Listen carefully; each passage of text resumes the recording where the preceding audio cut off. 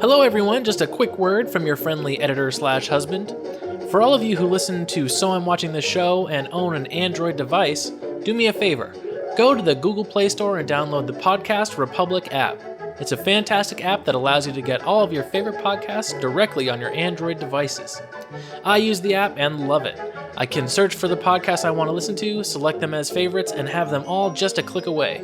Make sure you set So I'm Watching the Show as a favorite so you don't miss any new episodes. Again, the app is Podcast Republic, available on your Android device. Thanks! This is where my burping story should come into play. I had dinner, actually it was a couple hours ago, but it had peppers in it, and peppers give me indigestion, so I'm a little bit like burpy in case Will usually can edit things pretty well, but just in case you get so burpy that Will can't edit around it.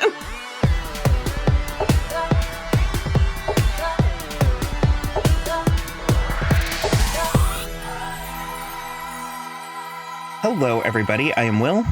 And I'm Kristen. And this is So I'm Watching This Show. Whew. I am excited. On today's episode, we are finally going to talk about Sucker Punch. We've been threatening this episode for, well, probably about 2 years, I think. Yeah, I think it was like it's been on our short list since the beginning. Yeah, well, Trevor's been like on call for a year and a half. And yeah. So I've talked to him twice about putting this into motion. So I've just been waiting. We have Trevor here with us. Hi. Sorry, I was just drinking. Hi. Yay. From Trevor Loves Everything. So exciting. We always love having Trevor on. I love being on. Yeah.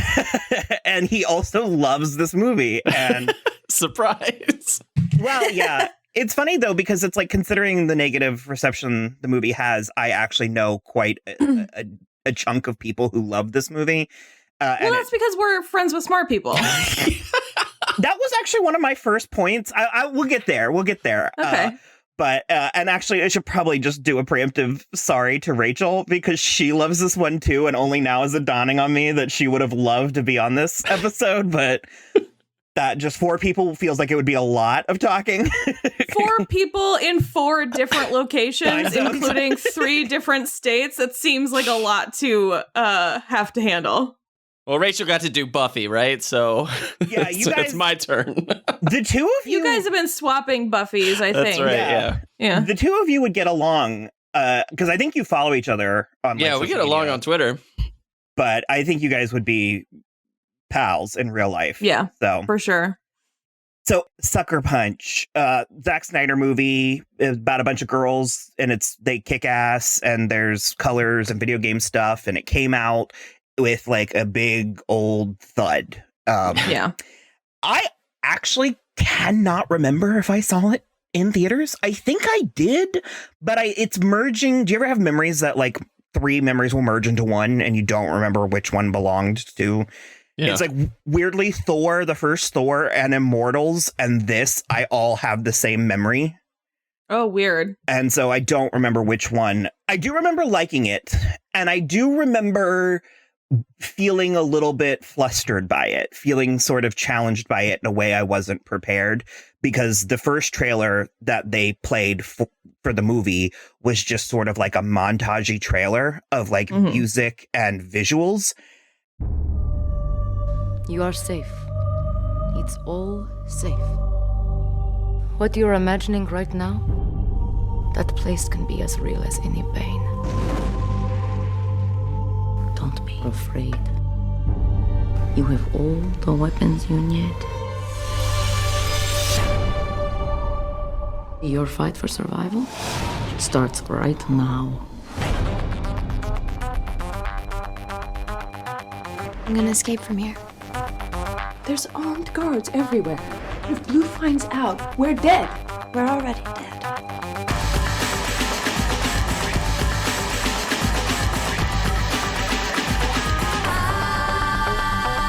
Begin your journey. If you do, it will set you free.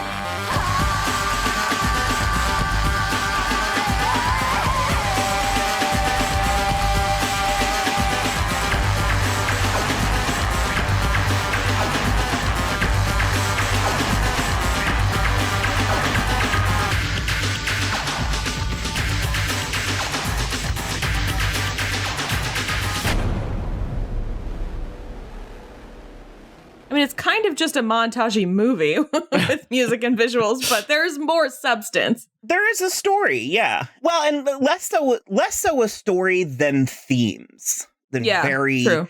Interesting and explicit themes. Because actually, I remember it was Rachel who showed it to me. She sent me the trailer and I watched it and we were both like giddy about it.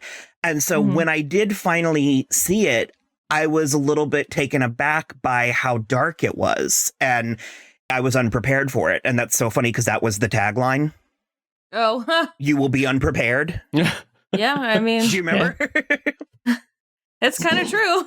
Shortly after, I decided that I very much loved it. And it was one of those, as a matter of fact, I've said several times that many of my favorite movies are movies that I did not like the first time. It was like I had to kind of wrap my mind around them first. And it's through going back to them that I like, honestly, hand to God, this most recent time is the most I've liked it. Like, it gets better for me.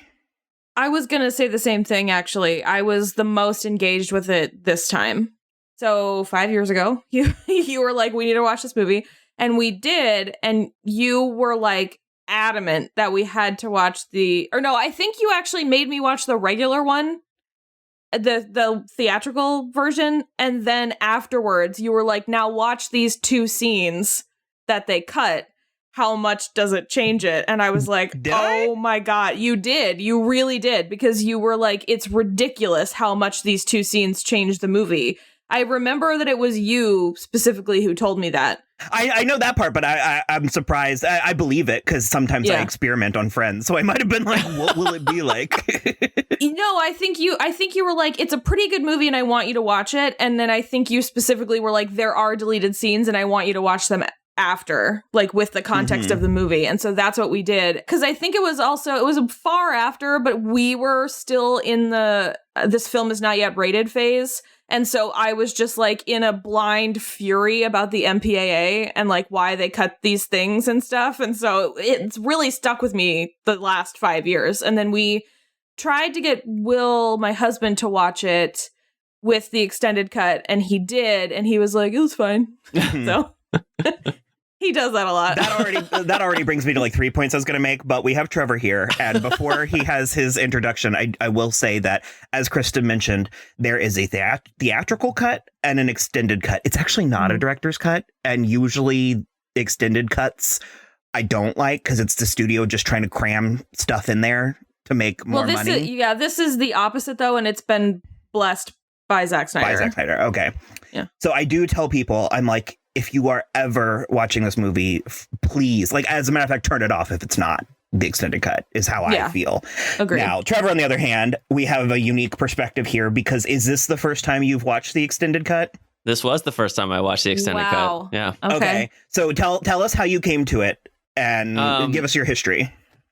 So I saw the trailer. I think, did it come out when we were in college? No, together? 2011. Oh, yeah. So I was out here, I guess. Yeah, after, yeah. Feels like it's been out for decades. I saw the trailer and I was just like, in. I was like, I didn't know what it was. It just looked super fun. I went to the theater and like you, I was just like, oh shit, what? Not prepared. I was not prepared. And I Would you say it was like a sucker punch? It was like a sucker punch. It's so weird. And I just walked away from the theater like, oh my God, I could not wait to own that movie and just like rewatch everything. And so I did. I bought it. I watched it a bunch of times. And then I also did an episode on my podcast about it with someone who hated it, like most people hate it. It was hard to listen to because I was frustrated. It was one of my favorite things where you were listening to it and then you texted me because John, who was my guest on the episode, was just like, the whole thing's just like a fucking music video, and you went, yeah, that's the point. That's what makes it great. One of several points, yeah. Yes. Escapism is kind of a major theme of this movie. I think it feels so much like an Evanescence music video from their heyday. And it's just like, that's what I wanted. Yeah. So let me ask you, Trevor, having seen the extended cut, do you have any knee-jerk reactions about it that you want to say? I mean, I do. I don't know. How spoilery do we want to get in the first 10 minutes? I know. I'll say this much. I'll say of the two big scenes that were changed, there's obviously like little things here and there, but like the two big ones, the first one was amazing. And I was like, dear God, why was this not in the movie? Like in the theaters. They didn't want people to think it was a musical and like leave. That's absurd. It's stupid. Makes the movie so much bigger. And God, the scale to it. It puts such a context into the movie. Yeah. By having this gigantic production number in the beginning of it, it really sells the show business of it all. Yes, it was. That was everything. And then I totally agree about the context specifically, because if you don't have that moment where it's kind of funny and kind of campy and kind of silly, you don't understand that everything why they're even doing this. It does. You don't understand why they're doing it. You don't understand that all of it is fake. It's that moment needs to be there. Right. And then, sorry, continue, Trevor. I cut you off. No, well, I agree with all that. And then the only other thing I was going to say is I have a lot of thoughts about the second scene, which I guess we can get into that. I'm going to be a little off brand when it comes to the second scene. Interesting. Okay. We'll build to that. I'm intrigued. I'm intrigued by the future that we're going to talk about. You're going to be off brand. Oh, wow. Interesting. Okay. Yeah. Well, there are some things I want to say before we get there. And as we've mentioned several times, the movie had a negative reception. And one of the things that baffled me about this movie when it came out, but not as much, like it's been exponential, like more so the more I think about it, is the reception from this movie was that it was shallow, it was sexist, it was misogynistic, and it was a teenage boy's masturbatory dream. And it was for 13-year-old boys. And I defy you to find me the 13-year-old boys who want to watch this movie. Yeah. Because the ones that do are gay. Well, I was gonna say that, but also it's like, are you basing that only on the outfits? Because in addition to the only 13-year-old boys that want to watch this are gay, I don't know a single 13-year-old boy that's like already into like manga fetishy outfits. Right. So it's like real weird. Sure. I think that there's probably plenty. But the thing is, they want the explicit thing. They don't want tactile women with names and personalities, however standard they may be. Right. They're not going to sit through a 2-hour psychosexual, like... They're just going to go watch porn. Exactly. Yeah. That was the thing I brought up on my episode was that... Sorry, I won't keep mentioning my show, but go for it.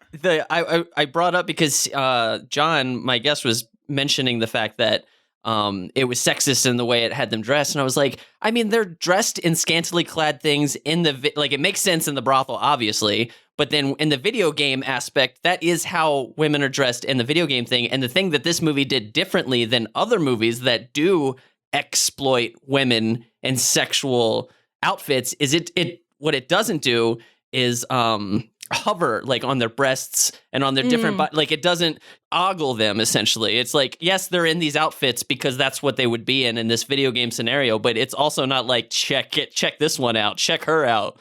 Like it's not doing. Yeah, I mean, I just think in addition to that too, there's an argument to be made that this is all happening in the span of like 5 seconds. Right, exactly. Essentially. And so it's sort of like it's like a last gasp of brain waves going through. And so there's just like sort of no telling based on what she's just recently absorbed what her brain would produce. And so I don't know. I have no issue with that. And I hate to break it to you, but sex is part of the id. Right. Yeah, 100%. If that's your base id doing that, giving you the last things that your brain sees, it's gonna be fucking weird, man. Yeah. And I don't know. I agree. Here's the thing for me, because of all the talk about this being juvenile and masturbatory and boys and stuff like that, I have this theory that women also like sex and that women also like being pretty and playing fantasy and pretend. And I don't know. That sounds fake to me. fake news. The fact that escaped so many learned adults that maybe women might enjoy this is wild to me. And yes, it is challenging. Kristen, as the woman here, let me ask you, is this movie challenging for you? Is the sex violence upsetting for you? How do you feel about it? Yeah, I mean, sex violence is always upsetting to me. So what makes this different than Game of Thrones? Oh, that you just kind of, that's a wow big question. Well, it's not being done for like icky reasons. It's not being done to show the strength of a character. It's being, I don't know. It's always hard for me to like vocalize my feelings on the thing. It just feels the opposite because it is the impetus for her behavior, the threat of being raped and then the threat of her sister being raped, but it's not the only thing that defines her, and she has other things going for her the whole time through the movie. With this one, in a rare twist, the sexual violence is there for plot and story purposes, and the action and all that stuff is there for the escapism. Also, the only legitimate sexual violence is not completed. The rest of it is very transactional, and it's also only implied because they're in, quote unquote, a brothel. And I guess the worst of it is when the cook is trying to assault Jenna Malone. But again, none of it's completed. The rest of it is all very transactional because they're in a brothel, and so that's a give and take and less of a sexual violence. Like, there is a rape warning at the beginning of this movie, but there's, to my knowledge, not a completed rape that we see on screen. But I put you in a very weird spot, springing that question on you, but you have very adverse reactions to this kind of subject matter in plenty of other movies. And I feel like if I came to you and was like, here, watch this Zack Snyder movie about misogyny, you'd be like, sir. So if you tried to serve it to me like that, I would be like, I beg your pardon, you think Zack Snyder has something to say to me about sexual politics and violence? Absolutely not. The fuck? Yeah, exactly. But like, I have, every time I've watched this movie, been impressed by what he manages to say. And I do think it's important that he is, through his whole career, been an equal opportunity objectifier. I literally have a note that says in defense of the male gaze, and then I said 300 was incredibly homoerotic. Yeah. And also I said, is there a place where the male gaze and the female gaze meet? And if so, what would that look like? Is it this? Oscar Isaac in this movie? No. No, I don't know. I mean, I think, yes, for sure, there has to be a place where they meet. There is 100,000% a place where the female gaze and the gay male gaze meet. Well, but the female gaze and the male gaze are a little bit tougher to like, they only have that one meeting point for the most part. I don't know where that is. Well, it's like, to mention the lingerie again, it's like there's this belief that women wear lingerie because their husbands like it. And it's like, women wear lingerie because they like it. It's like a way to participate in and be in control of the situation. Yeah, we've mentioned that on the show before. We're like, I used to buy lingerie and I was like spending money on it. And my husband was like, why do you keep buying lingerie? And I was like, well, don't you like it? And he was like, well, you're just going to take it off anyway. And I was like, okay, I'm going to stop wearing it then. I'm going to stop wasting my money. So now I don't waste my money. That's amazing. It's just like, it's only there for like, to be titillating for like 5 seconds and then it's like over. So what's the point? And it's so overpriced. But the people that do like it, they like it for themselves. Sure, yes. I still have, like pieces, but I'm just not going nuts about it anymore. That's a fun glimpse into my underwear drawer. Another thing about this movie is that it is 3 different movies in one. And the first time, I'll admit, it is jarring. It is a lot to process in one time. And so I was going to ask both of you, and actually I'll tell Trevor you to take the reins with this one.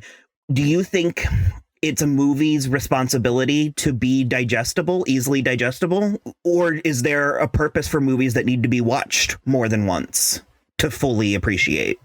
I personally think movies should be digested a lot. Like, a lot of people think it's insane that I've like a lot of these movies that I love that most people hate. They're like, why have you watched them so many times, but you could be watching all these other things that are great that you haven't seen? Serious movies, yeah. Yes, the serious. And it's like the movies that you really love, it goes for both. Like, the movies that you really love, you want to watch a bunch and just get as much of it into you as you can and analyze it. And then the movies that you are confused about or that you're not sure of, obviously there's the movies that you're just like, that was a waste of everybody's time. I don't need to.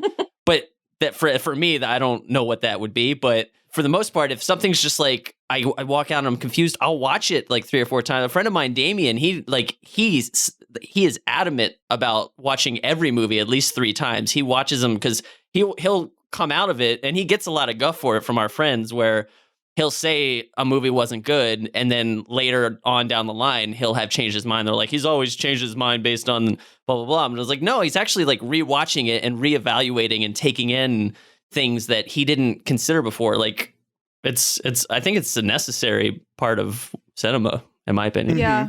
Well, which brings me to one of my next points is that this is weirdly considered a mainstream movie, and it's not. Like, No. This is not a mainstream movie. And it in that regard, it reminds me of movies like we talked earlier today about Speed Racer, and also Cats, where it's like these movies have such huge budgets and they're so high concept that there's a part of me where I'm like, who is this for? Like, who do you think is showing up to watch these things? And it's like, I know Cats is much maligned and still far too recent for most people, but it's like, I sat down with Rochelle on Wednesday, we watched the entire thing, and we both fucking loved it. So there's an audience, you know, it's there. Yeah, I think the reason that people think they're mainstream is because of the budget and because of the like talent attached to it. Because it's like, you hear a Zack Snyder video game movie, which is essentially what this is, and you're like, oh yeah, that's going to be a huge deal. What was this with Lionsgate or whatever? This is going to be a big deal movie. I would believe that people would believe that. And the same with Speed Racer and the same with Cats. You mean the people who made The Matrix are making a Speed Racer movie? Oh my God, that's going to be huge. Tom Hooper has an Oscar. He's making Cats amazing. And it's just like, it doesn't always fit that way. And I think this, while being a big budget movie and directed by Zack Snyder, who's like a pretty big deal in Hollywood, this is a niche movie. Like 100% a niche movie. And just because 300 was like wildly popular, that was also doesn't an mean anomaly. his next thing is going to be. It was way an anomaly. It was an anomaly, and it did pander to men, to a very specific type of men who goes to the movies. You know what I mean? Yeah, well, it worked for me too, so. It introduced me to a lot of people that I like now. There was just so much talk about the movie being stupid and shallow and offensive, and I was sort of like, look at the people involved in this. Look at the women in this movie. These are not stupid women. You know, we have very interesting people and smart people, and then Vanessa Hudgens, and it like. It is so funny that you say that, because I was thinking the same thing while I was watching it, because I was like, there's no way that the Emily Browning that we know in the world and in her career was going to pick a totally trashy, male gaze, misogynistic script to make. There is no way on earth. And you know she couldn't have got paid very much for this, so you know it wasn't a paycheck role. There's no way. And Carla Gugino, are you out of your mind? Yeah. I know she takes things for paychecks, but there's no way. You know, and we have had our talks about Abby Cornish on this. Yeah, but she's good in this one. Before. I love Abby Cornish. Do you really? Ugh. She's very good in this. That's not my argument. My argument is, I'm saying she also would not pick a movie where she's just nothing. And that's what so many people think the women in this movie are, just nothing. And that's totally off base. Like 100%. And let's just point out the one who's had the longest career and the longest career of playing women who rebel is Jenna Malone. She would absolutely not have it to be in a movie where her character was nothing. She's also one who has a spotty track record up and down, people love and hate. Yeah. But it's like, this is, I think, one of her best roles. I think she's wonderful in this movie. And that's the exact moment. It's when they are in the zombie Nazi war scene and they're like walking down the pathway with all of their costumes and their hair and makeup done. And that was the exact moment where I was like, imagine thinking this is not for women. Like, imagine thinking that this is just like boy entertainment. The hair and makeup, like, there are so many glamour shots in this movie that are just like, and that's another thing, is it's actually impeccably well filmed. The editing, Zack Snyder is good at his job. The color, the saturation, it's like, it's so rich and so bold, and it's like you can see the individual flecks of glitter in a good way, like not in a caustic way. And also, I think it's worth noting that this, for him, is original material, and he mostly does like adaptations. And that's what the biggest complaint lobbied against him is that he doesn't understand the source material. So I would argue maybe he should do more original. Yeah, and didn't he have to fight to make this? Like, he agreed to make another big budget movie if they let him do this. And he wrote it, I think, right? Yes. Yeah, he is credited as a writer, And actually, Lionsgate takeaway from this was that women can't open action movies. Fuck all the way off. All of that. It's unbelievable. Unbelievable. So there's a lot getting into the actual meat of the movie. There's actually so much here, and I think that's where people confuse the shallow. It's not so much that I think you have to know where it's going in order to follow it, but I think it's very easy to fall for the glitz, for the smoke and mirrors. Yeah. There's actually so much happening here, and there are also different ways to look into it, because it's like, I have a friend who, she actually genuinely loved this movie, but her biggest complaint is it kills her that we never get to see baby dolls dance. Oh, see, that doesn't bother me at all. And I'm like, actually prefer that. Yeah, I'm like, and I literally looked at her and I was like, there is no dance. That's not, the dance is not a thing. It's a metaphor. I will say, Will, I was nervous watching this extended cut because I misunderstood you. I thought you were telling me that they show her dance in the extended cut. And so I was like, oh no, that's going to ruin this film. And then when they didn't, I was like, okay, thank God. That would have been terrible. That's like showing what's in the case in Pulp Fiction. Like, I don't want that. Yeah. It's exactly like we've talked about it before, where it's like whenever somebody in a movie is supposed to be like totally excellent at whatever they do, you have to make sure that thing is either actually excellent, or you have to believably not show it. Right. For it to work, essentially. Because like whenever there's movies about like being a stand-up, it's always like the comedy's a little cringy. Usually when there's movies about people being really good at singing, it's like, ooh, this isn't the best song I've ever heard. Like, the music needs to be good if you're exactly. It's like Josie and the Pussycats, you know what I mean? It's like those that was actually good like music. A Star Is Born. Yeah, for sure. Well, and also the painful thing is people wanting to see that dance is a merit of the success of the film. Like, the film succeeds in making you want to see what she's doing that's making everybody's jaws drop. Like, if they didn't execute that well, you'd be like, whatever, it's a fucking dance, who cares? But like, the fact that you want them to change the movie because you're like, fuck, I want to see what that is. They did it right. That's why I say it's like, it's nothing. It's a sexy dance that distracts the men. And so giving us these bombastic action sequences is so much better. Because also think about how many times like you've been in a terrible situation and you just kind of go to a fantasy world, like as a coping mechanism. Well, and that lends itself also to the notion that legit nothing in this movie is real. So there's apparently an interpretation that the only thing that's real is Sweet Pea. That baby doll's not even real. She's a conjuring of Sweet Pea to cope with allowing herself to be lobotomized. Oh. Interesting. Think about the opening, how we're like watching a stage and the curtains open and we see baby doll and all that stuff. And then the moment when we cut from the asylum into the brothel, it's Sweet Pea wearing the baby doll wig. and she gets mad and she says the thing you're not supposed to say. She literally in the first like 10 minutes of the movie, she says, "This is a joke, right? It's just to turn people on. Look, I get the sexy little schoolgirl. I get the helpless mental patient. That can be hot. But what is this? A lobotomized vegetable?" Yeah. It's like, she says in the first 10 minutes what everybody complains the movie is. Yes. Sure, oh my God. Yes. And I understand that a lot was thrown at you. And also, I mean, frankly, the opening monologue and the closing monologue, it sounds like a bunch of gibberish, like a Matthew McConaughey car commercial or something. It does sound like a Matthew McConaughey car commercial. Think about it literally. She's actually saying angels come in all forms.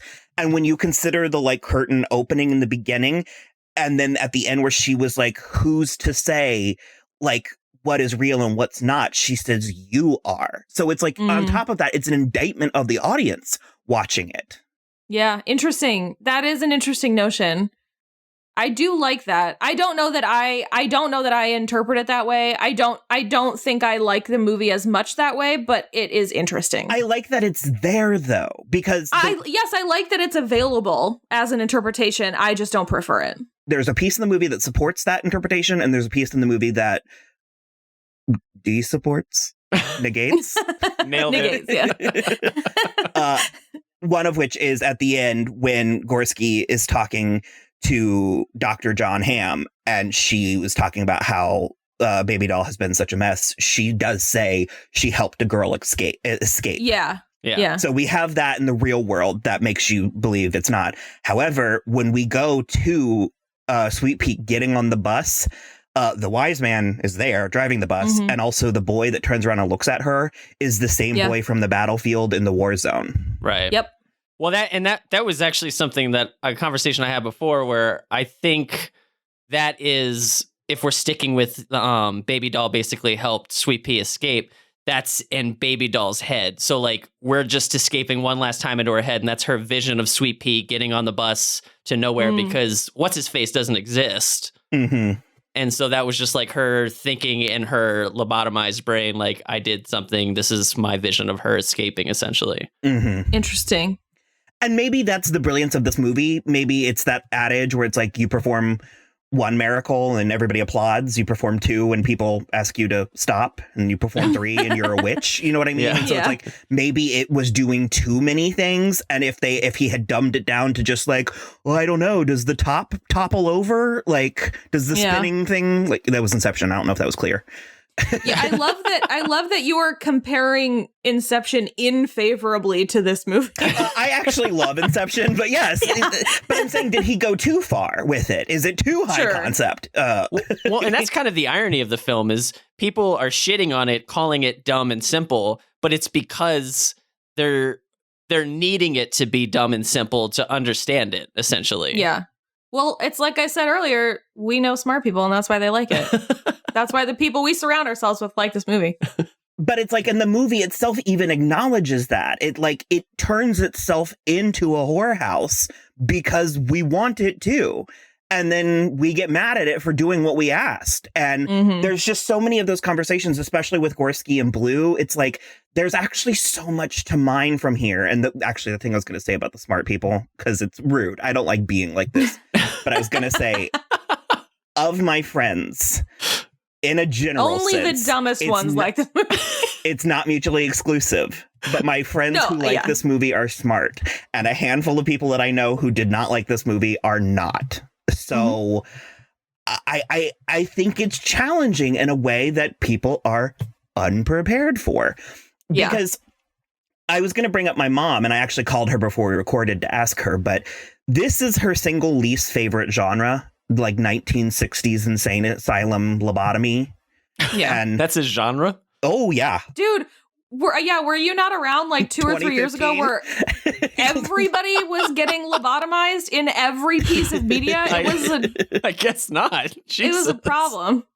The only one I can remember off the top of my head is Teen Wolf, but Penny Dreadful. Yeah, it was like in like 5 or 6 mainstream things. Oh wow. It's sort of like how we just go in waves. There's the berserkers, there's the Yakuza, there's just, we get all of the stuff in all the things at once. Now there's Nazis again. It's in everything. There's Nazis in this movie. What the fuck? Yeah. Yeah, so I did make my mom watch it, and she didn't like it. She was very sort of like frustrated and sad. She took it very literally. And then maybe 2 days later, she was talking to me about it. And she was kind of like, I think I want to watch it again. And so we did. And she still didn't particularly like it. But I remember her like actually just like watching her being conflicted and I was like, don't fight it. I was like, don't fight that feeling. You're having a breakthrough. You know what I mean? Yeah. And yeah. so she's seen it a time or two after that. And it's gotten to a place where she actually really likes the movie. And she said she thinks it has a lot to say about the human spirit and the human condition. And and there's so many, like, I don't really like negative things. Like, I don't like negative attitudes and opinions and stuff, but there's a handful, and Blue is despicable. Yeah, of course he is. But there's a handful of things that he says in this that make me genuinely laugh. Like the scene where he, like, the second time is confronting all of the girls and he's talking to Gorski and she's trying to, like, diffuse the situation. And he was like, did you suddenly forget what it is we do here? Yeah. Yeah. And it's just kind of like true. Called her out. Because her character is very interesting because it's like she is complicit, especially to an extent. I think there's a hefty amount of denial. Well, yeah, I was going to say she's complicit to an extent, but it's also happening to her. And it used to happen to her, and it's happening to her now, and it's happening to her with Blue. And in her attempt to make peace with her reality, she tells herself she's helping these girls. And sure, and that's the thing. I do think she's doing as much as she can to help them, but it's like, how much can you help in an impossible situation? And honestly, the way I see it too is, since this is all in Baby Doll's head, this is the way she sees her. Like, she's like, you should have been helping us. And you didn't. Like, you definitely know what was happening to us. We were all getting raped by Blue and his guys, and you did nothing. Whereas she thinks she's helping. So, like, in the real world, you see her face when she realizes what's happening. Because obviously in the real world, she wasn't, making this all happen. But to Baby Doll, she's like, you betrayed us. You were the one person who was supposed to take care of us. Because that's something that I do forget is Baby Doll's POV. Right. But yeah, and I think what's so interesting about that specifically is that you can imagine that what is the most base in Baby Doll's mind is actually the brothel, I think. There's something just chef's kiss about comparing a 1960s insane asylum to a brothel. Like, oh, completely. Because they're nothing but bodies, Like, right. I think that's where it's less of an indictment on Dr. Gorski, because it's within the brothel that she's doing everything she can. Right. Like, she's a lot more passive in the mental hospital than she is in the brothel. She's trying to give these girls the best life that they can have within the situation they find themselves in irrevocably in the brothel. And I like that is Baby Doll's, like, base interpretation. And also, if we want to get super technical, it appears to be dealing with psychiatry, which was all relatively new sciences at the time. And so it's like she's already a female dealing with new science. So it's like it's working against her several ways over. The movie's just doing so much, and it's so great, and I love it. Is. Like, it really is. And that's how I just get so flushed, because I compared this to Drop Dead Gorgeous. I compare this to Jennifer's Body. I compare this to Charlie's Angels Full Throttle. Do you remember when that movie came out and it kind of bombed a little bit because they kept advertising it like it was TNA for men? And I was like, that movie is not for men. Yeah. Charlie's Angels Full Throttle. Are you kidding me? I was also this time getting Chicago vibes from it. Birds of Prey. Yeah. Little Birds of Prey. I see that. This is going to be out of left field. But my comparison this only happened during this viewing because I watched this other movie recently, but Knock Down the House, the documentary about AOC. Oh. Like, this legitimately at the end of it, I was like, this is like, because if anybody who hasn't seen it, it's a really well done documentary, but essentially it's just like watching these 4 or 5 women go up against our government. And like, it's basically like all of them have to go just so one can get in. And it's it's the most harrowing tale. And like watching, I was like, this is holy shit. Like, this is so before its time. Oh my God, this movie's so good. I'm sorry. Continue. I want to see it now. It's so good. You have to watch it. It's on Netflix. I wrote this, but I was like, there is a part of me that has always been laying and waiting for women to realize that they're the ones in power, that it's like they have control, and women keep allowing. It's the whole, well, I was going to get super political, but a certain demographic voted a certain way that was against their self-interest, in my opinion. Yep. And so it's like, if they would stop that, then we could all be set free. Yeah, 100%. A spoiler alert, they look like me. So I can't breathe. There's a belief that it's better to sit at the right hand of the devil than die. I don't know. I should like to be the devil. Yes, I am that very witch. Like, let's get there. I do love that we are the granddaughters of the witches you weren't able to burn. That's one of my favorites. But I talked about like the color, the texture, the richness, and all of that. I think the action scenes are exceptional. And I know of 2 men who didn't like this movie because they thought the action was cheap and not really believable. It wasn't realistic. And I don't know if by that they meant that women that look like that couldn't fight that way. But when there's actual orcs and dragons, I feel like it kind of goes by the wayside. And I do think that the physicality of those women aside, I think that the fight scenes are choreographed very well. I mean, the way that she hits the ground and the samurai hits the ground, and it's like the weight of everything. Yeah, they went through like intense training. Like super intense. It's in the trivia. They had to each be able to deadlift. I don't know what 96 kilos turns into, but they had to deadlift 96 kilos. That's a lot.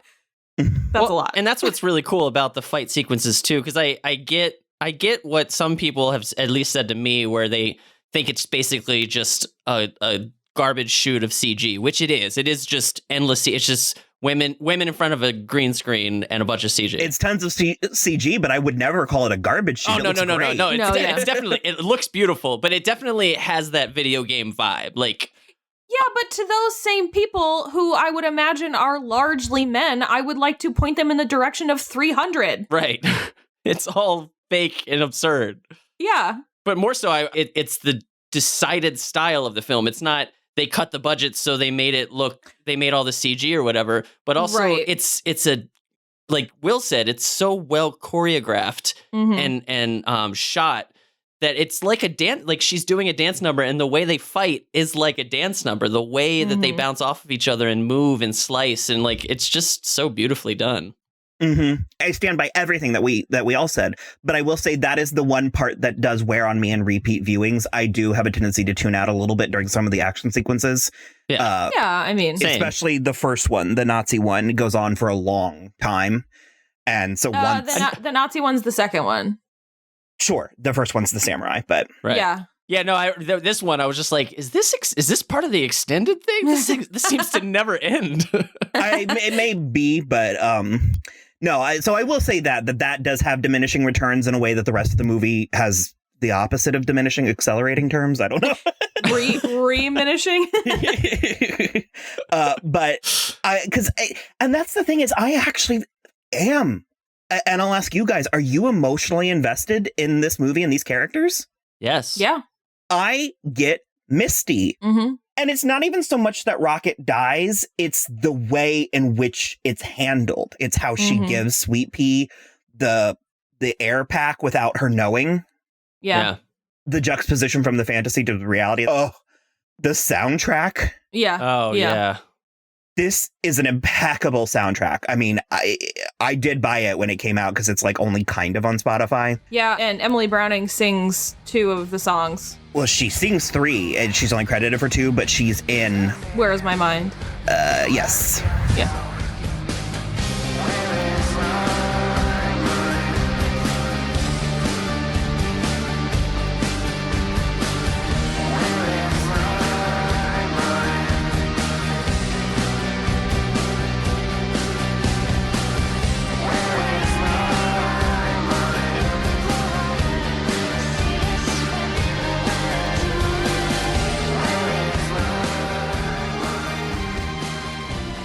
Which also, by the way, I didn't notice until this. I don't know how I didn't notice, but I didn't notice till this viewing that Where Is My Mind is like the theme of the film. It's constantly coming in and out which the whole movie is about in being in her mind. And oh my God, so good. It's so good. And it's Trevor's like, I just can't.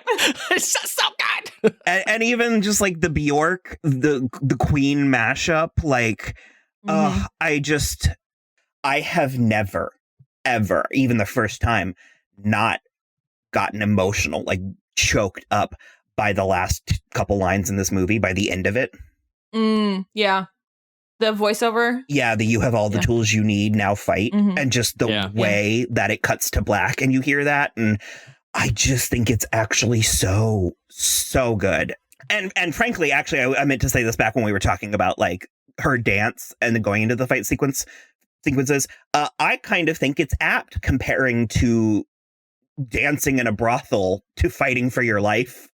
Yeah. I think it's kind of there. I actually just wanted to point out that one tracking shot with the mirrors. Oh my God, I wrote that. I was literally just about to say that. What were you going to say? I literally went right before you spoke. I was going to say, I've got to say something about this mirror shot before we go on to something else, because it's like, it's on the level of the mirror scene in Contact that made everybody's mind explode when the little girl, when Jodie Foster, was it Jodie Foster? Or no, Jodie Foster's daughter. No, she doesn't. In Contact, she doesn't have a daughter, but baby Jodie Foster is Jenna Malone. Jenna Malone, yes. Oh, wow. So it even connects to this. But when she like runs up the stairs and then goes to the medicine cabinet and pulls it open, and then it's like goes through the mirror to her. Anyway, it's, if anybody listening doesn't know it, just go look it up. You'll recognize it. But this mirror, you should also just watch Contact. It's excellent. Yes, also watch Contact. But this mirror shot, I also think I always forget about it, and then when I watch it, I'm like, "Holy fuck! What? How did they? What?" Do you not know? I don't know. I mean, I have assumptions about how they did it, but it's doubles. Wow, really? It's body doubles, and the mirrors are rigged, so when the camera actually pans around, they drop. So we see the mirror on the other side. My fucking God. It's like old school. It's old school. You just made my head explode. That's amazing. Because I see it now, because I know it. Their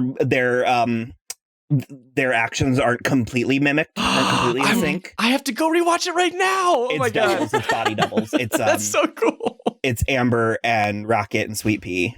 Oh, Jesus. But, Trevor, have you ever watched Sense8? No. Okay, because yeah, Will's gonna make you in the first place, and in the second place, I kind of, because it doesn't really give stuff away. I kind of want you to just look up like Sense8 filming techniques, because it's hilariously lo-fi. Really? Yeah, it's about a cluster of 7 people who can share a consciousness, kind of like they can come in and out of each other's minds and communicate, and sometimes it manifests in them sort of appearing in each other's lives. So there's lots of shots where one character will be in England and then a character from Korea just appears as the camera's like moving around her and they're having a conversation. And it seems like it was so high tech, but literally the camera's just moving around her and the Korean woman standing off screen. And then she just kind of stands up into the scene as it like pans. And it's all very kind of like, it like Kristen said, it's very lo-fi. I'll have to check it out. Yeah, it's good. And it ends up looking incredible. It's also so the Wachowskis. So good. Oh, wow. Yeah. And it did get finished. It was canceled after 2 seasons and people complained so much that they made a movie. And it's a little slapdash, but it's also, it's sex. It's very, very, very sexual. Yeah. So don't watch it when your kids are awake. Yeah. But no, it's so good. It's one of, oh, yeah. Anyway, sorry. Also, I also want to say something that I seem to just pick up a bunch more things this time. But I double checked the original version too to make sure it wasn't just the extended. When they're going through the things that they need, she's like, we need the map, we need the fire, we need the knife, and we need the key. I never noticed before, and I hate that it's in there now, that they cut to the real world, because when I first, like every time she's like the map, and then they cut to Oscar Isaac in the room in the original insane asylum. Mm-hmm. And I remember when I first watched this movie and it cuts to Abby Cornish going, stop. And it's in the world. My brain literally was like, none of that other stuff matters. This is the real world. And I just went on the journey. I must have tuned everything out because when we get to the end, I went, oh, fuck, what? And so, like, I've just, every time I rewatch this, I think my brain literally just skips that out. And I enjoy that experience of, like, living in this world in her head and never going to the insane asylum until the very end. And then for some reason, this time it stood out to me and I was like, whoa, why are they cutting to that? They're ruining it. I agree. It does feel like that's why in my opinion, the brothel is the basest part of Baby Doll's brain, is because it feels the realest. Yeah.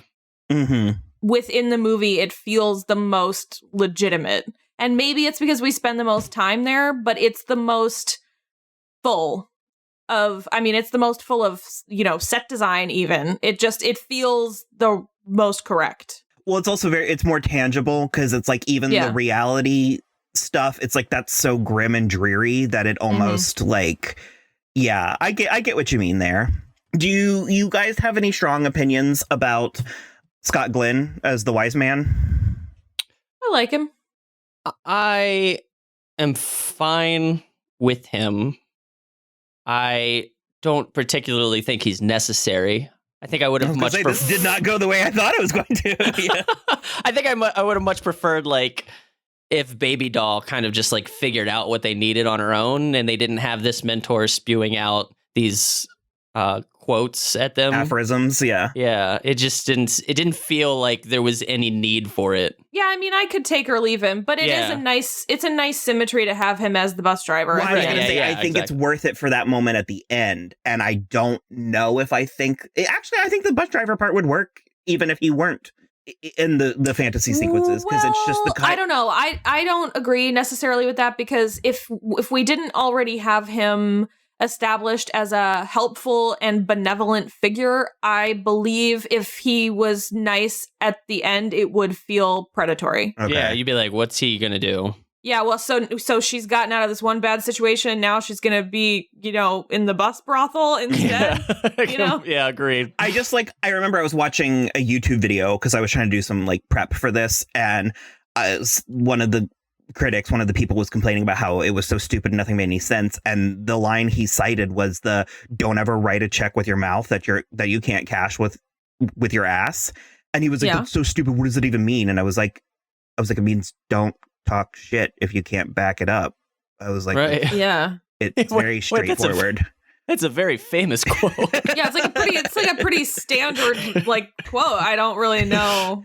And so, yeah, I was like, I mean, I kind of like it. I don't know. That's funny. I wouldn't have pegged I liked him the most. But I mean, I don't dislike him at all. You asked if we had strong feelings. Yeah. I don't have strong feelings. I guess I meant you have anything to say, but. Yeah, I mean, then yes, I said it. I think he needs to be there the whole time. But it could have been, I don't have strong feelings about Scott Glenn in particular. It could have been anybody. Yeah. Okay.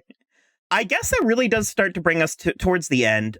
Here we go. I'm nervous now. Do we want to start with Trevor, or do we want to go first? What do we think? I think start with Trevor and then we can eviscerate him after. Okay. I am so ready to be educated. Yeah, I want to know what you're going to say. So yeah, I'm very curious. So there's this scene in the extended cut that's not in the theatrical cut where the high roller / John Hamm / doctor has a scene with Baby Doll, and the entire thing is not in the theatrical cut. So yes. So I'll say this as a callback to earlier in our conversation. I do think I need to rewatch it again, because I need to watch it actually a couple times, because the moment in the original version that was in the theater where the guy pulls the gun to Baby Doll's face, pulls the trigger, and the gunshot sends the needle into her brain was the most jarring. Like, that's my favorite moment of the entire movie. That edit is hands down the thing that made me fall in love with the movie.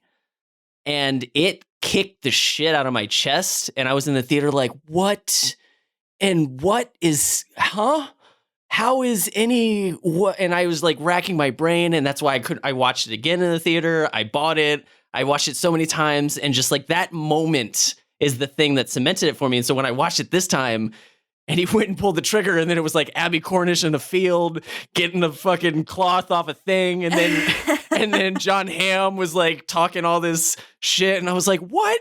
Why Are you ruining this beautiful moment? That was my favorite thing. Okay, And so I You don't. you made your case. I understand you definitely made your I case. don't hate the scene. No. I just didn't. I feel it. absolutely will not eviscerate you for that because it's a legitimate opinion. You prefer the like physicality of what happened The edit, in the yeah. theatrical Yes. cut. I totally understand. I love a good edit. You're also a professional editor. Yeah. I don't I hate the scene. I 100% think the understand. scene was amazing. I just am so married to that. So I have to rewatch it a couple of times to have a better opinion about the scene itself. Interesting. So, Okay. Kristen, do you want to explain to me what that scene means to you? I do. So especially in light of I read the trivia on this today, and basically they took the film as the extended cut, and maybe leaving out the Oscar Isaac musical scene at the beginning, but they took it as it stands with this scene in its entirety, and the MPAA said R, and Zack Snyder was like, I made a PG-13 movie, this is a PG-13 movie. Mhm. And they were like, no, it's rated R. So he started carving up that scene, and to the point where they kept having him carve parts of it out. And I'm already furious. Continue. Yeah, no, I'm already furious. I'm so furious. So they had him carve out so much of it that then it felt that the high roller was like even more predatory and that he was fully taking advantage of Baby Doll in that moment. And so Zack Snyder was like, I'm taking the whole scene out, and they gave him the PG-13. So that being said, he and Emily Browning both were furious because I feel the scene sick. Yeah, it's awful because that scene is pivotal and it's important because that is the moment, the way that he's explaining it to her. I just want one moment where I know that you're in this for real. And he's like, that's the only thing I want. And he was like, this is going to happen regardless, but that's the thing I want. And it can be okay for you, and it can be good for both of us, and we can be in this scenario, and you can leave all your troubles behind. It's the literal only conversation about consent in the entire movie. 100%. And when you layer it on top of all the other layers that come beneath and above it and everything, where it fits in the movie, he is basically in her mind being like, you can just accept this lobotomy, essentially. Like, you are the one who's writing your own story. You can make this, you can like accept it and live with it and turn this lobotomy into the freedom that you need. And in that way, talking about the relationship that he is trying to procure with her as the high roller in this brothel as well. I can take you out of this. Like, I can make your life a better thing. And it is is this really consent when she's being tempted with such a thing? But also then you're complicit in your own decision and your own livelihood after that. It gets into such an interesting, deep place. And like, as a woman watching it, it's so complicated because there's absolutely a part of me, if I were in a brothel in this kind of situation and someone that looked like John Hamm was like, I just want you to like look like you might love me for 1 second, I'll take you away from here. I would be like, yeah, you got it, buddy. Whatever you say. It just is so interesting. This is not a morality play, and we treat movies at the movie theater like they're supposed to be. And it actually kind of makes sense to me, especially when you explain it that way, why it would make the MPAA think that it was too mature or too adult, because because you're right. I mean, he's basically convincing her to let him rape her.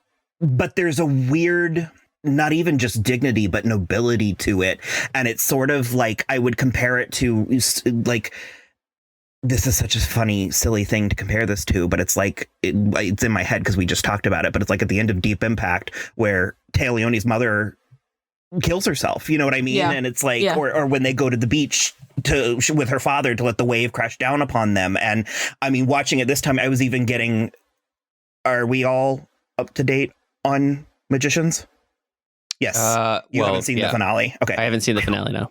watching it again this time, it was giving me Quentin Coldwater, like Sure.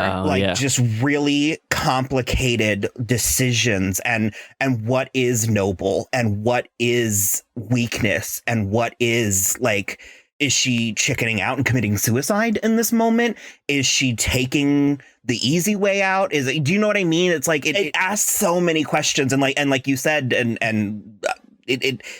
it's the only real conversation about consent in this very sexually loaded movie. And I mean, and the whole scene is just so beautiful. It's just so, it is kind of jarring. And this goes to Trevor's like unfamiliarity with it, especially if what you're comparing it to is that edit. Like, this whole movie is very cacophonous, and then it's quiet and it's still and it's soft and the lighting's warm and those other two women are beautiful and they're not threatening and you're in a weird Art Deco vagina. Yeah, and that's because those women are the nurses in a medical procedure. So it's like, that's the type. So like, as the only person here who's ever had a pelvic exam, there always has to be a female nurse in the room. Because it's for like safety precautions and like for comfort and everything. So it's like, you know that she's safe because those nurses are also there. And like nothing bad is going to happen to her in that moment. I didn't even think about that. And so for me, it is so interesting. And my interpretation of the scene is that she is making the conscious and active decision to be like, yes, take me away from here. I will give you what you're asking and you give me what I need. And that doesn't mean it's like a correct decision because it's still very transactional, but it is the best decision she can make with the tools she has in the moment. And I think that is like, and it's the strongest choice that she can make in that moment. And I think that's why the scene is so, so necessary for the whole tone of the movie. Because without it, it's leaving aside the edit, which I do agree is very good. The movie is not as interesting without that scene. It doesn't make as much sense, and it doesn't tell the story it's trying to tell. I will say, I tread this water lightly. That I do, and again, I have to rewatch the scene a bunch to truly understand and to match the amount of times I've watched the movie itself. Sure. But one of what led up to that edit too was her making that decision for Abby Cornish's character, Sweet Pea, where she's like, "You go," and she walks up to the guy and she kicks him in the nut, and she like has the look in her eye. Like, one of my favorite things was she has the look in her eye, and she makes this decision of her own volition, and it's not about the doctor. So when I watched the scene, I was like, why are we making this about the doctor making this okay? Like, I want this to be solely her decision. And which happened in the original cut, which is what I loved about it. And then the guy pulls the gun on her, and it transitions us into the scene. And when John Hamm was just like, what was that? I loved that mystery of like what he saw in her eye, instead of like, it looked like she wanted it. And it's like, oh yeah, well, we just saw all the scene where she had John Hamm tell her like, I want you to want it. So as I'm watching this, I'm like, well, but you ruined her making the decision. You ruined the mystery of the eye. You ruined it. Like, I was so mad. And I was like, Will, why did you make me watch this? I don't know. To me, it really deepens it. Yeah, because I was going to say, because in that scene, though, she's still trapped in she's still a victim to this brothel in a way. I guess it's because you're right. She does make the choice in that scene too. But I guess I do. What I like about it is the exact opposite, or it's what you don't like about it. I like that it's drawn out. I like that it's pensive. I like that it's gentle. Oh no, I love that. I love the setting of the scene, and like, I would have loved if her decision out in the street was some long drawn out gentle, like if it wasn't in the street and she walked in. Like, I just love, to me, her doing it on her own without John Hamm kind of drawing it out of her was my favorite thing. I get that. It is also one of my favorite John Hamm performances. And oh my God, he's just the master. It's unbelievable. Good. especially going from that really intense, deep conversation that he has with Baby Doll, just straight into being such a fucking doofus. Yes. Where he's just like, oh, she looked right at me. Like, what's going on? I love him. weird. I think, And I love that they won't show her. Because, see, for me, it's like we get the look at the very end when they do finally show her full face. Yes. Mm-hmm. No, that's also my favorite, is never showing her face until right at the end. Even when Oscar Isaac is all kissing her and up in her face and everything, you don't see Which her. is disgusting. It's so gross. Oh. He is like even the such other a orderlies full, are like, dude, what are you doing? This is fucking gross. He's such a full dirtbag in this. It's just awful. And but he's also good. amazing. Like, he's so, the performance. I wrote in my notes, this is one of, if not the favorite Oscar Isaac performance for me. Like, he knocks it out of the park in this film. It's very good. Did you ever see Ex Machina? Yes, that's the other one. They compete with each other. This and Ex Machina are my favorite roles of his. Wow, you really like Oscar Isaac as a bad guy, huh? I do. He's so good. There was a whole section on Wikipedia about the reception, and if you go through and start reading it and also start actually digging around the internet, you'll find that this movie has retrospectives, and the reviews, the more recent reviews, are a lot more thoughtful. Interesting. Okay, but that's helpful. I was comparing these two reviews. One of them was a man from when it came out, and the other one is a woman, and I can't remember if it's from when it came out or if it was after the fact, but British film critic Mark Commode described the film as the most boring, ploddingly put together, infantile, crass, adolescent, stupid, chauvinistic twaddle that I've ever sat through in a very, very long time. That was a very British review. And then it said, however, Betsy Sharkey of the Los Angeles Times suggested that the film neither objectifies nor empowers women and is instead a wonderful, wild provocation, an imperfect, overlong, intemperate, and utterly absorbing romp through the id that I wouldn't have missed for the world. So I did think it was interesting that that's what a woman thought. And frankly, I mean, she touched on a few things, that it neither objectifies nor empowers. And she did say imperfect and overlong. It's a little long. It is. Yeah, I mean, it's like just over 2 hours. And then this said in a retrospective article about the critical reception of Sucker Punch, James McDowell questioned the alleged misogyny of the film, arguing that it does not, in fact, aim to offer female empowerment, but is instead a deeply pessimistic analysis of the female oppression, because it makes it clear that just as men organize the dances, so do they control the terms of the fight scenes, and neither do the women have any true agency, often only the illusion of it. So I think that there's a lot. Like I said, this is not a morality play, like a morality tale. I think that it can have problematic aspects or views and still be valid as a work of art. And as a matter of fact, that for me, that makes it more a work of art and less a popcorn film. I think that advertising and releasing this as like a spring blockbuster for that, all the teenage boys will love was probably the worst way you could. Yeah, that's not a good idea. It's that's not what this movie is. Yeah, 100% Jennifer's Body. I agree with you. So, and I also, I'm just going to reiterate that I think that this movie in many ways is for women. Obviously not exclusively, but in a way. I mean, I think it can be. Actually, one of my notes, I said, sure, I may be reading a lot into this, but the fact that it's there to read into says a lot about it. So, yeah. And another thing I always love and defend about the film, because a lot of people, for some reason, hate the covers of these famous songs in the film. Oh, God, just go screw. I can't. Yeah. And for me, it's twofold. One is like, I love the covers. I think they sound amazing. And two, I think it fits the story so well because it's an alternate version in her head. So the songs are alternate versions of the original songs. Like, I don't know. It's just really thought out. I mean, you were talking about the Where Is My Mind? I did want to spend a little bit more time talking about them because I wanted to get a couple of them into this episode, and I don't know if that's going to happen. But the lullaby... Well, especially because we're getting played out with Love is the Drug, so...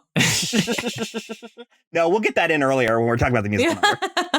The lullaby nature of so many of them, I think, and that's where I think it was brilliant to have Emily Browning doing it herself. And it makes me so sad and righteously angry that this turned out the way that it did, because it's like there are interviews with her in the special features for American Gods, and she talked about passing on American Gods twice, and she just says, almost in kind of like a wounded way, she was like, I have a bad track record with fantasy.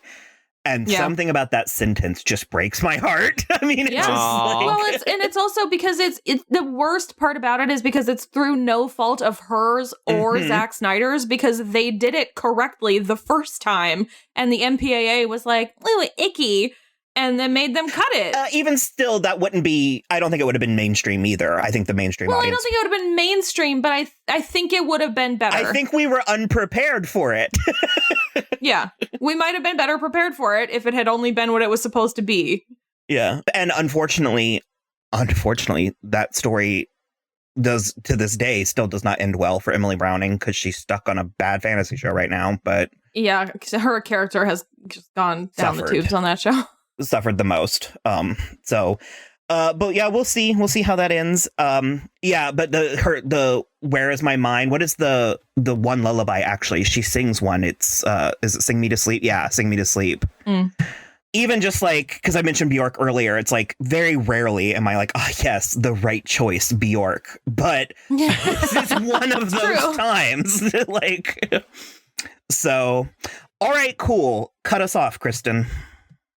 All right, Trevor, do you want to tell everybody where they can find you? Yeah, sure. You guys, all of you can follow, not you guys, y'all can find me at Trevor Loves Everything. It's my podcast where I talk about movies. Well, I generally talk about movies that most people hate with a guest that hates it. I've lately talked to some people that like things too, but it's always positive. Will's very excited about me talking about things that most people love.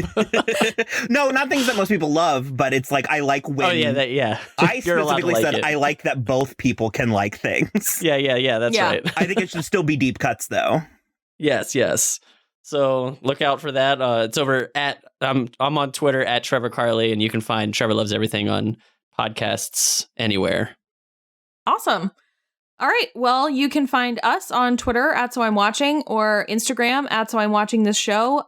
We also have a website, soimwatching.com, that links out to all of our stuff, including our Patreon and our YouTube and everything like that.